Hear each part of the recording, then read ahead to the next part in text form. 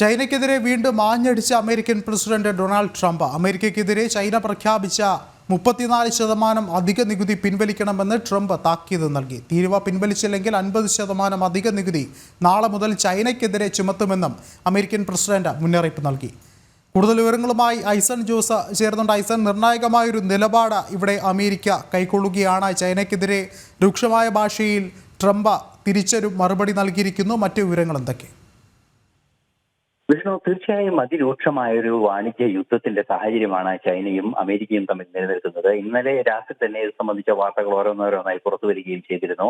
അതായത് 1,00,000 കോടി രൂപയുടെ ട്രേഡ് ഡെഫിസിറ്റ് നിലനിൽക്കുന്ന രണ്ട് രാജ്യങ്ങളാണ് ചൈനയും അമേരിക്കയും. അതുകൊണ്ട് തന്നെ അതിൽ പരിഹാരമാക്കുക എന്നത് തന്നെയാണ് ഉദ്ദേശം. അല്ലെങ്കിൽ 54% നികുതി ചുമത്തുന്ന കാര്യം ആലോചിക്കുമെന്ന നിലപാട് തന്നെയാണ് കൃത്യമായി ഇന്ന് രാവിലെ പറഞ്ഞത്. തുടർന്ന് ഇപ്പോൾ വീണ്ടും അത് സംബന്ധിച്ച മറ്റു ചില സ്ഥിരീകരണങ്ങളും വരികയാണ്. അതായത് 50% നികുതി നമുക്കറിയാവുന്നതാണ്. ആദ്യം 10% അധിക നികുതി ഏർപ്പെടുത്തിയപ്പോൾ 34% പല വസ്തുക്കൾക്കും പല ഉൽപ്പന്നങ്ങൾക്കും തിരിച്ച് നികുതി ചുമത്തുന്ന ഒരു തീരുമാനം ചൈനയുടെ ഭാഗത്തു നിന്നുണ്ടായി. ആ തീരുമാനം പിൻവലിച്ചില്ലെങ്കിൽ 50% ചൈനീസ് ഉൽപ്പന്നങ്ങൾക്ക് നികുതി ചുമത്താനുള്ള നീക്കം നാളെ തന്നെ നടപ്പാക്കുമെന്ന ഒരു മുന്നറിയിപ്പാണ് ട്രംപ് ഇപ്പോൾ നൽകിയിരിക്കുന്നത്. ചൈനയെ സംബന്ധിച്ചിടത്തോളം വലിയൊരു വെല്ലുവിളിയായി മാറിയേക്കാവുന്ന ഒരു നീക്കം തന്നെയാണ് ഇപ്പോൾ ഉണ്ടായിരിക്കുന്നത്. നമുക്കറിയാം, വൻതോതിലുള്ള ചൈനീസ് ഉൽപ്പന്നങ്ങൾ അമേരിക്കയിൽ വിറ്റഴിക്കപ്പെടുന്നുണ്ട്. അത് ടൂത്ത് ബ്രഷ് മുതൽ കാറുകളുടെ പാർട്സ് വരെ വിൽക്കുന്നു എന്നാണ് സാമ്പത്തിക വിദഗ്ധരെല്ലാം തന്നെ ചൂണ്ടിക്കാണിക്കുന്നത്. അത്തരത്തിൽ വൻതോതിലുള്ള ഒരു അമേരിക്കയുടെ മാർക്കറ്റ്, ചൈനീസ് ഉൽപ്പന്നങ്ങൾ കൊണ്ടെത്തിക്കുന്ന ഒരു മാർക്കറ്റ് തകർക്കുക എന്ന കൃത്യമായ ഒരു ലക്ഷ്യം,